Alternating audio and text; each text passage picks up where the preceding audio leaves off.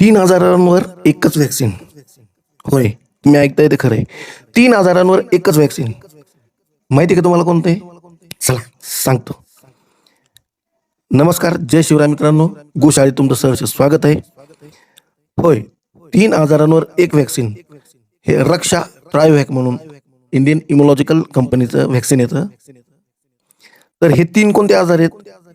FMD म्हणजेच लाळ खरकुत आपण म्हणतो ते, गलगोटू हेमोरेजिक सिप्टिसिया, त्याच्यानंतर गटसर्प, ब्लॅक क्वार्टर, या तिन्ही आजार हे प्रमुख जे आजार आहेत हे संसर्गजन्य आजार आहेत. त्यांना प्रतिबंधात्मक उपाय म्हणून हे एकच व्हॅक्सिन द्यायचं आहे मित्रांनो. तिन्ही आजारांवर चालतं.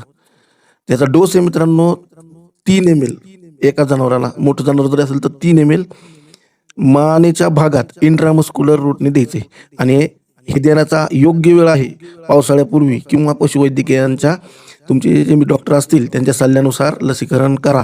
पण पावसाळ्यापूर्वी हे लसीकरण नक्की करून घ्या मित्रांनो, कारण की तुम्हाला माहितीच आहे उपचारापेक्षा प्रतिबंध कधीही बरा. धन्यवाद. अशाच माहितीसाठी गोशाळेला फॉलो करा. जय श्रीराम, जय शिवराय मित्रांनो.